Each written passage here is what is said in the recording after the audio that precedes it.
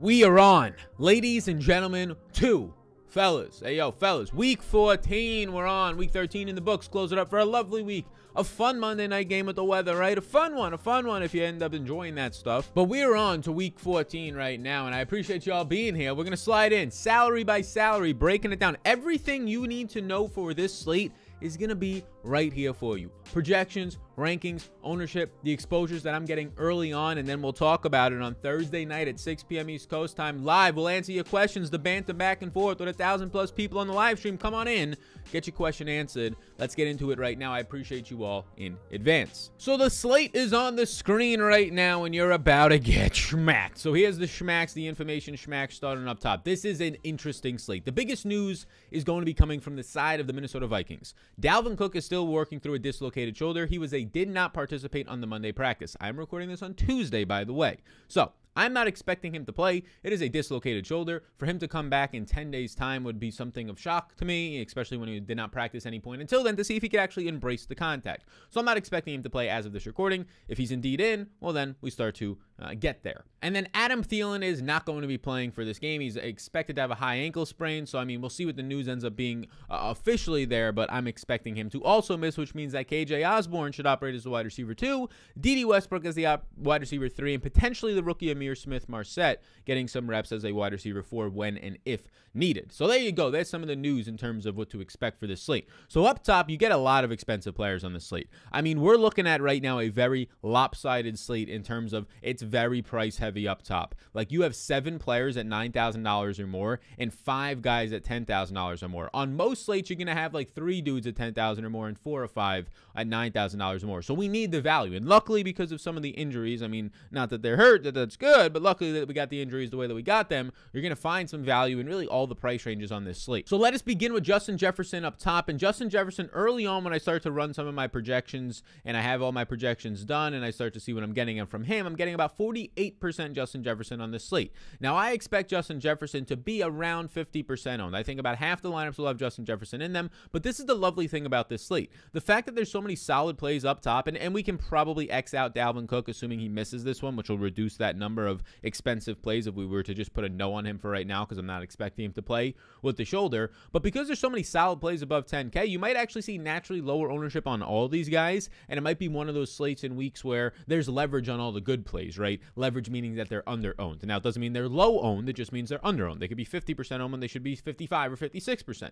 And that might not seem like a lot to you, but on a showdown slate, 5 or 6% ownership actually matters. I mean, think about it. If you have a guy that nobody else has or 5% of people have less of, you're jumping a massive amount of the field. If you're playing in a 500-person tournament, you're jumping 5 or 6 people. That's a good amount. It's a good chunk of the field. If you're playing in a 100,000-person tournament, you're jumping 5,000 to 6,000 people. That matters, right, when you start to think about it that way. So Jefferson, for me, is the second highest projected player on the slate, and the highest projected player on the slate is going to be the best player on the slate. He's not even the second or third or fourth or fifth most expensive guy. When we get there, we'll get there. But Justin Jefferson, he's unguardable at this point. He is Devontae Adams level of unguardable. 14 targets, a $182 on 11 catches and a tud last week. Played 26% of his snaps out of the slot. You might start to see even more Justin Jefferson out of the slot with Adam Thielen banged up. And in these last 4 games, the man is going off. He's averaging 11 targets per game. He's got 32 catches, 577 yards, and 3 touchdowns in the last 4 games. And every single week in DFS, he's been low owned. And there's actually a chance that it'll be a leverage play on this slate. And oh yeah, now he gets Pittsburgh's number 31 out of 32 teams, number 31 graded secondary.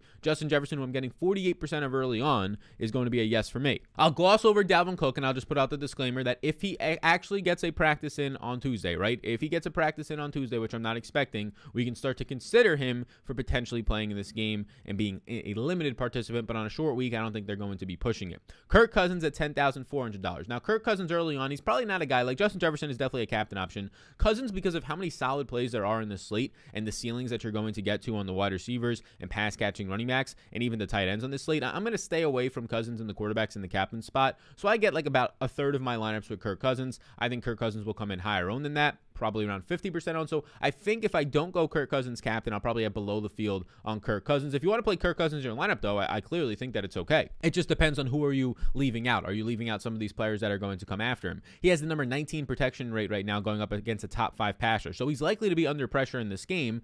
He's been average under pressure, number 13th in the NFL amongst quarterbacks in pressured completion percentage. On 37 attempts per game, he is averaging 274 yards per game. So he's solid when he has a clean pocket. Number 2 in the NFL. He is top 5 this year in true pass rating. He's having a very solid year. Kirk Cousins for me right now, just because I have to differentiate between some players, will be an X, meaning a maybe. Again, I have about 35% of him. I think 36% is the exact number on my first run before updating projections and updating ownership. So that is a good amount, right? By the time this Thursday night stream comes, there's a chance that he's just a yes, because I normally just say anybody I get like 30% of is a yes. I try and cut off it in my head somewhere. But Kirk Cousins, will just put him on here to differentiate for the sake of this slate as a maybe. And now we get to the next player on the slate in one, Diontae Johnson. Now, Diontae Johnson is a player that I love a lot. I mean, how do you not like Diontae Johnson? He moved in that last game. There was a noteworthy change in that last game. This is something that you need to know. Something you need to know. Maybe you didn't know yet, so here comes the schmack. Get that face ready. Get it tilted to the side. Here it comes, right? Right on the cheek. Right on the cheek. Here you go.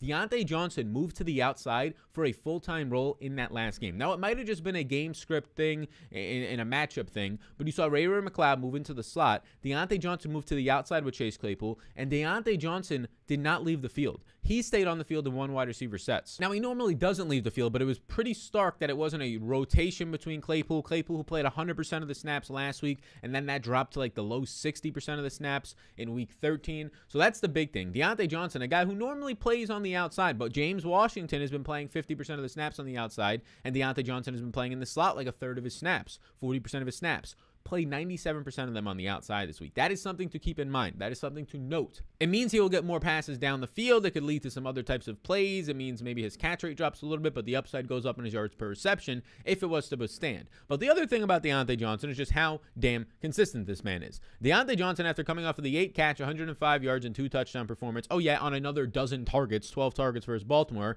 he now has 12 or more targets in 6 of his last 7 games. I mean, we're dealing with Diontae Johnson, who was hurt for about 3 or 4 games last year. If you take those out, this man is basically approaching a 90% games where he has 10 or more targets that he's played and finished healthy. So Diontae Johnson is a clear yes for me at $10,200. Wide receivers, just like Justin Jefferson, have massive upside, as you saw in that last game for both these receivers that are in question right now. And if I look at my early ownership on Diontae Johnson, I told you I had about 48% of Justin Jefferson. I'm currently getting about 38 to 40% of Diontae Johnson, so a little bit less than Justin Jefferson. That has to do with Jefferson's ceiling being a little bit higher. No Adam Thielen even raises that ceiling even more. I have Jefferson for 2 more points than Diontae. Next guy up is we get to both running backs here, and one of these running backs will be the best play in the slate, but 2 are very good plays. You saw Najee Harris in that last game. He's $10,000. Najee Harris saw 26 of the 28 running back opportunities. Only Benny Snell saw 2 carries in that game. That's 93%, right? That only increases his NFL high 89% opportunity share. He still leads the NFL for running backs in snap share right now.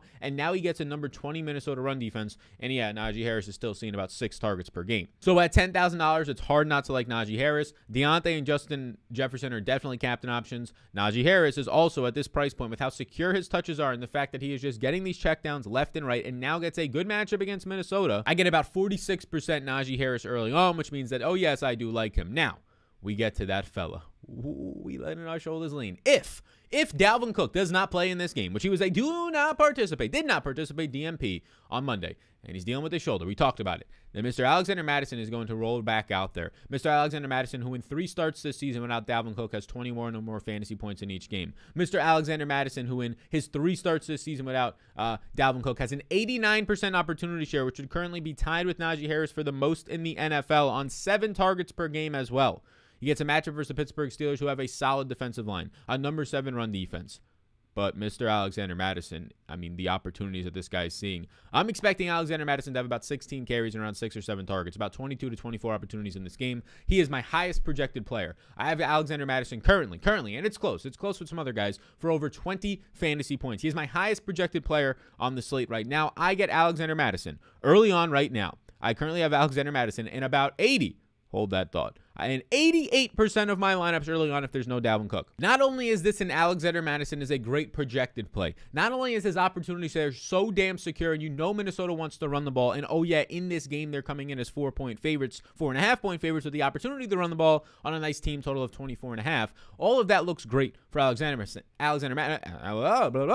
Mattison, right? There you go. So Alexander Mattison, not only are all those things great, his price point is $9,800, right? $9,800. I mean, Najee Harris is affordable, but Najee Harris is an underdog. He doesn't have as good of an offense, as good of a quarterback, as good of a team total. So you're getting Alexander Mattison for cheaper than that. Alexander Mattison is the 6th most expensive play on the slate this week. I mean, Alexander Mattison is a clear and obvious yes. If you want to prioritize him as your captain, I think you can go ahead and do that. I expect high ownership here, but because there's so many other solid plays and Najee Harris and Deontay Johnson being priced right next to him, I don't think you're going to get the 60% owned Alexander Mattison. I think Mattison hovers around 50% when he should really be about 65 to 70% owned. And I'm going to be above the field as of right now. And I think that it's important to call out on the sponsor of the program today, SuperDraft, that Alexander Mattison is by far and away the best captain option on SuperDraft. SuperDraft is where you should be putting your first dollar rooskies. If you're not familiar with it, check it out. It is, the contests still don't fill over there. So if it's like a 2,000 person contest, a 25,000 person contest for Thursday Night Football, if there's 2,000 people in it, 1,600 might fill it, 1,700, meaning that those extra couple hundred people who don't fill in it get zeros in their lineup. You automatically beat them. That does not happen on DraftKings. That does not happen on FanDuel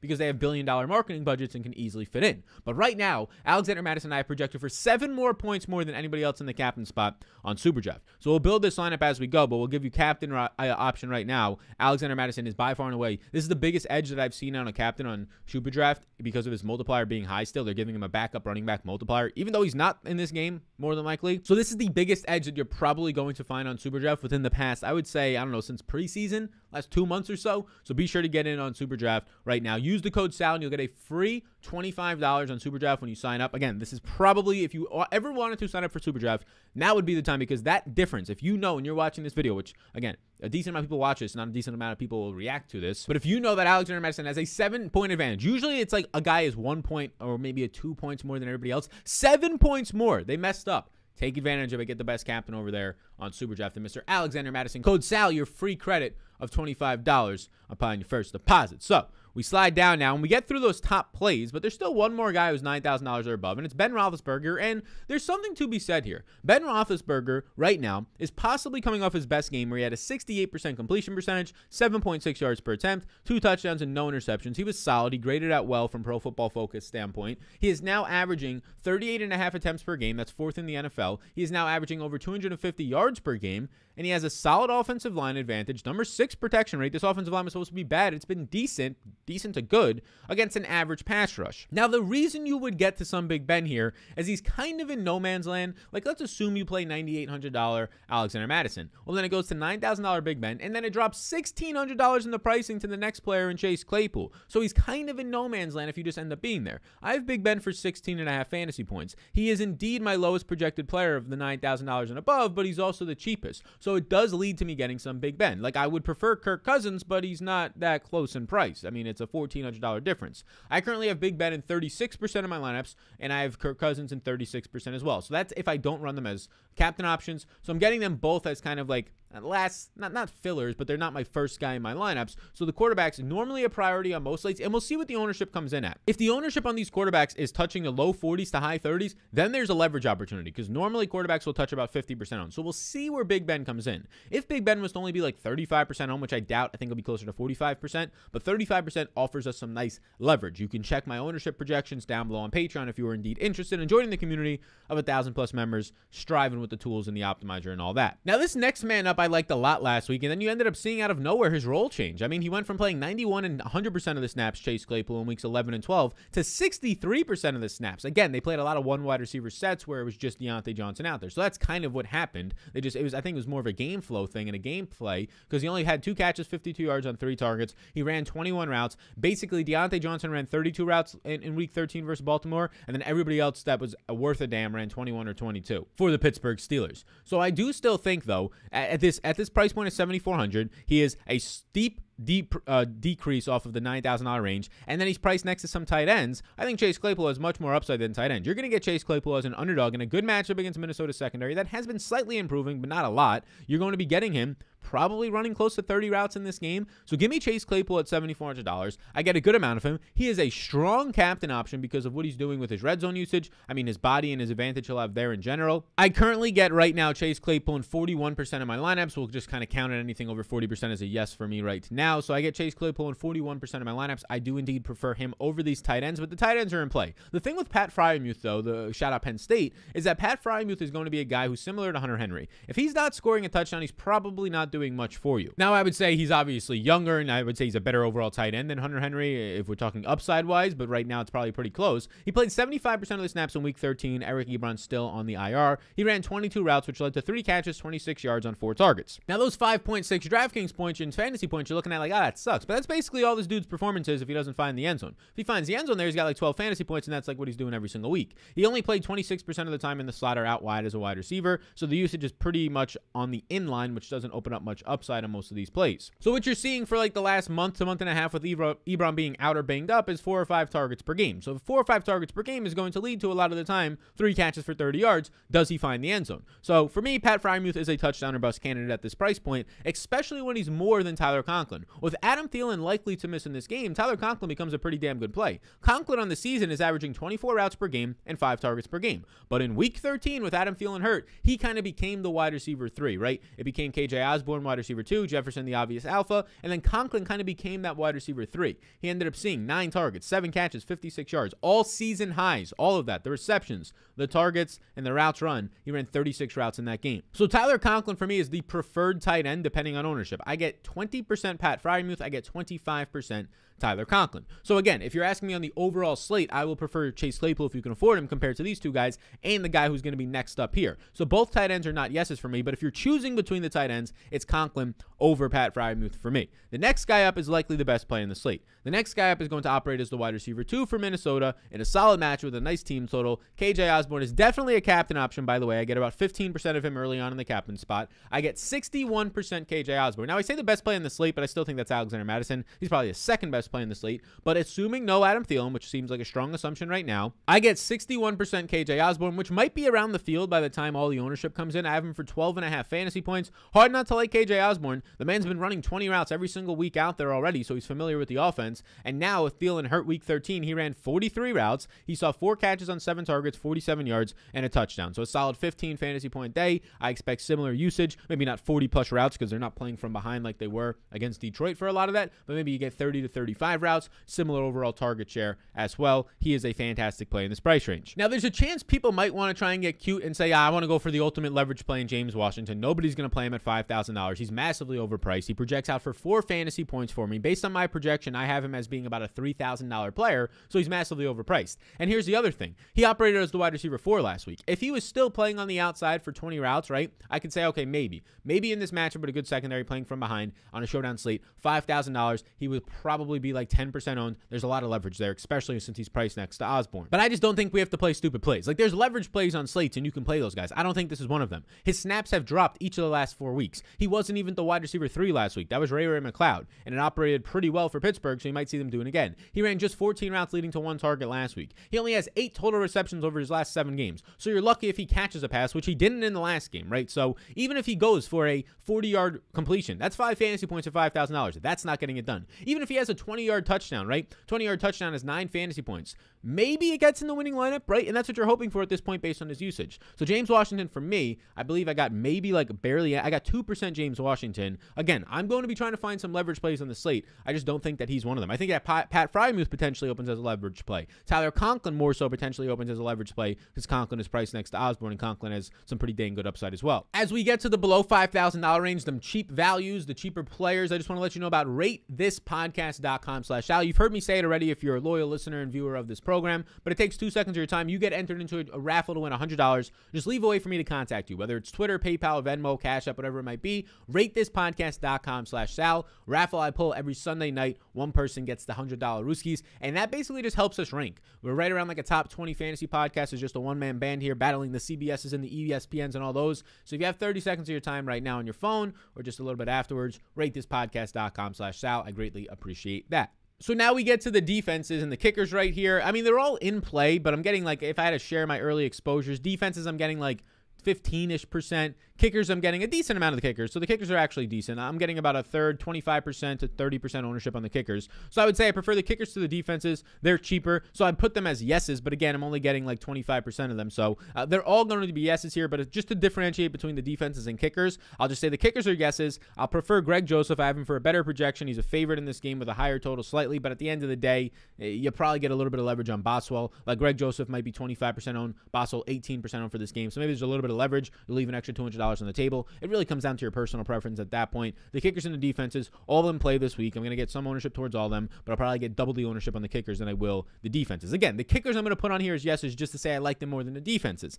not to say that I like them more than some of the position players around them. Next up is a man who's going to be really hard to figure out on this slate, and maybe he becomes a leverage for us. Mccloud is kind of this gadget guy. He plays close to the line of scrimmage, but he ran the second most routes on the team last week for Pittsburgh, 22. He operated out of the slot. They took James Washington off the field, and Mccloud, they put him in the slot. Now, Mccloud, he's up and down. Like the week before this, he was barely playing. The week before that, he was having his best usage on the year. He's seen 3 games this year of 20-plus routes. This just ended up being one of them. It only led to 1 catch for 7 yards on 3 targets, though, right? And since he's not being targeted downfield, he's like at the line of scrimmage, maybe some end arounds. It's really hard for him to have upside if he doesn't score a touchdown, and he's really not involved in the red zone because that's the Najee Harris role or the Deontay Harris role or the Chase Claypool role. Those are like the only dudes seeing red zone usage. And how can I forget Mr. Pat Fryer, Muth? So that's the issue for Mccloud. Like if Mccloud was at $1,000, okay, if he gets 3 targets, 3 catches for 20, 30 yards, it's in play. But since he's $3,200, his 2-catch day for 14 yards isn't going to get it done. And his end around for 7 yards, right? He needs a touchdown. So again, Mccloud is a guy that I find pretty difficult to get to.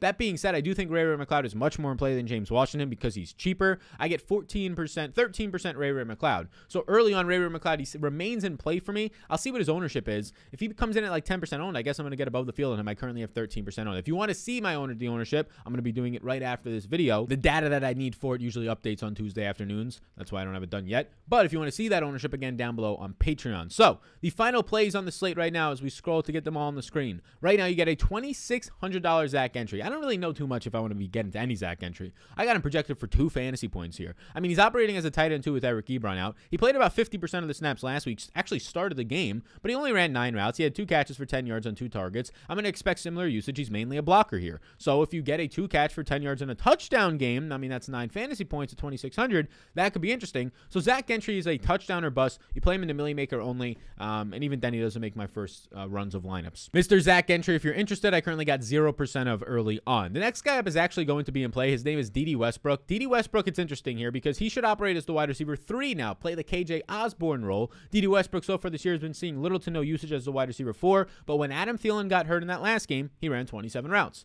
It ended up leading to 1 catch for -2 yards on 2 targets, but I would expect similar usage here. So if D.D. Westbrook, if you're going to get a $2,200 player, now expect him not to run 27 routes. Expect that number to drop to what KJ Osborne had been running most weeks, at somewhere between 18 and 22 routes. Let's call it 20. But if you're going to get a $2,200 wide receiver with a nice team total and a solid quarterback this year, running 20 routes, he is definitely in play on a showdown slate. So if you're looking for who is that best play below the kickers and the defenses, I'm going to say right now, so far from who we've talked about, it is D.D. Westbrook, because if you can get 22 routes or 20 routes and let's say 3 or 4 targets, that is valuable. He doesn't project out fantastic. I'm having projecting for like 5 fantasy points, but that happens to be some of the best usage down here. Next up is Kenny Gangway, who is going to be a rookie who got hurt in the preseason on special teams. He's been solid on special teams, having kickoff return touchdowns this year. And look, he's explosive. He is interesting. If there's no Dalvin Cook, that's the only way he's in play. Now, last week he was battling an illness coming into the game. So since he was battling that illness, I mean, you don't really know if that's what limited him to not seeing a lot of work. He only played 9 snaps and ended up being 9 of 76 snaps, which adds up to being 12% of the snaps. Just 2 carries for no yards, and he saw 3 targets on 5 routes. So I mean, seeing 3 targets on 5 routes is also not sustainable. A 60% target rate when the best players in the NFL are up in like the 20s at most. The elite of the elite are hitting the 30% range. So Kenny Ngannou, he'll remain in play. If there's no Dalvin Cook, this guy will remain in play because he's electric. He'll play some of the special teams, and he's $1,600. He was dealing with an illness last week, and he still saw 5 opportunities. So now if the illness is over and you can get 6 to 8 opportunities, he knows the offense more as the RB2. If you're going to get 6 to 8 opportunities, somewhere in there is what I'm projecting him for at $1,600. At least keeps you in play because this guy's talented. He could break one. He can have 3 receptions, something along those lines. So it keeps you in play, especially when you're comparing him to the other guys below $2,000. Like Benny Snell can't be in play for me. The guy's played 2 snaps, had 2 carries for 13 yards, yards last week. He has had 5 straight games with an attempt, but he has not topped 2 carries in a game since week 5 when he had 5, and that's the most he's ever had this specific season. So it's the Najee Harris show in Pittsburgh. He's a no. CJ Ham is a fullback who last week saw 1 target on 5 routes, no attempts. So far on this season, he has 12 catches for 101 yards on 12 targets. So he's basically averaging 1 catch for like 8 yards per game. I mean, it's just not interesting to me at $600. Again, I'd rather go to Kenny Gangway, who is on his own team for only $1,000 more. This guy is at least somewhat interesting. We'll track the inactives on Sunday, right? Amir Smith-Marset, ISM. Maybe finally, I have a couple best ball shares of him. Maybe finally, Amir Smith-Marset at $200 can get on the field. He has not logged an offensive snap since week 8 against the Cowboys when he played 10 routes and he had 1 catch for 6 yards. He only has 12 total routes on the year. But with no Thielen, maybe he takes on the D.D. Westbrook role. Now, that D.D. Westbrook role is the wide receiver 4 in this Vikings offense has not been a good one because Tyler Conklin is involved, because both of these running backs, usually multiple running backs, are involved. So if Amir Smith-Marset was to see the D.D. Westbrook role, the D.D. Westbrook role the last couple of weeks has been before last week, right, before the Thielen injury. It's been 2 routes run, 8 routes run, 3, 2 routes run, right? He has not topped 10 routes since week 1 when he ran 12 routes, right? So it's not that good of a role. You're probably going to see 4 to 5 routes run. D.D. Westbrook over his last couple of games, not counting week 13 when Thielen was hurt, has seen 0, 2, 0, 1, 3, 4, 1, 0, 0, 0, 1 targets this year, right? So you're probably going to see, if you're lucky, 1 to 2 targets if you're lucky. So Amir Smith-Marset for me, if you're looking for a $200 pump play, I would play Amir Smith-Marset. If you're looking for somebody $1,000 or below, I would play Amir Smith-Marset over CJ Ham and over Chris Herndon, but otherwise I'm not playing him. I think we have enough value with the kickers' defenses, D.D. Westbrook and Kenny Gangway, but Chris Herndon, the last guy to talk about here, not really involved. He played 17% of the snaps last week, saw 0 targets on 9 routes. He has now ran a total of 19 routes over the last 3 games for Minnesota, leading to just 0 targets. So I'm not too interested in him at $200 either. He projects out for me for about 1 fantasy point. The guys below $1,000 or below, Benny Snell 1.2 fantasy points for me, CJ Ham 1.4, Amir Smith-Marset 1.5, and Chris Herndon 0.8. So again, if you're choosing below 1,000, I would choose Amir Smith-Marset. If he is active, we'll have to track that news on the live stream. So before we close up the program, let's give you a couple of other players for this SuperDraft lineup since we teased you around a little bit with Alexander Mattison captain. My next 2 highest projected players are going to be KJ Osborne for SuperDraft, who has a lovely multiplier, and the guy after that is going to be the man who has a very, very stable overall target share in Deontay Johnson. Now, I think a way to get sneaky here would be to play with Deontay Johnson, Chase Claypool. Claypool is my 4th highest projected SuperDraft play. Claypool looks good on DraftKings, but he also looks really good on SuperDraft today because of his high multiplier. So I think this is a way to get sneaky. If you play both Steelers receivers, I don't think a lot of people will do that. And I mean, a decent amount of people may play Alexander Mattison in the captain spot. So if you really wanted to, you could go to a Chase Claypool or a KJ Osborne who has a higher multiplier than Alexander Mattison to get even more different. But I think this is a very solid start. You can fill in the last guy on your end if you want to check the Patreon projections, or just go from there, ask me a question in the comment section, whatever it might be. But this is a really solid start to at least 1 lineup. I would recommend playing multiple lineups because this contest will not fill and is your best spot to play. Again, SuperDraft, your best spot to play because you will literally have 200 to 300 lineups and they're taking zeros because the contest won't fill. Use the code SAL, $25 while it lasts. This is the best edge I've seen on a captain in probably since the preseason, or probably since NBA last year. The best edge I've seen, a 7.5 point difference from any other player on the slate. Code SAL, free $25 to try it out. Anyone and even more dollar skis for yourself. So thank you for tuning into this here video. Thursday night football, the schmacks for all of you. Appreciate you being here. The rest of the content throughout the week: Thursday morning live stacks, the stacks video. Thursday night is a live stream. Friday final thoughts. Saturday that one, do it in the Sunday live stream. So if you're not already, we are very close. As of this recording, we're like 50 subscribers away from 45,000. Please do hit the subscribe button if you have 2 seconds of your time, and check out Patreon down below for all the tools and information, and to join a lovely community. Come on into the community. Being around people who are like-minded to you and share similar interests to you is so important in life. We're trying to foster a community here, so come on in to the Patreon down below. 1,000+ members in the Discord. Not only that, not only the community aspect, but all the motherfucking tools, game-winning tools you get. Last week, thousands of dollars being won left and right, $20,000 in the Discord, $50,000, and then we loved it. We loved it. Come on in down below. Appreciate you all so much. I'll see you in the next one, gang, and I'll see you when I see you.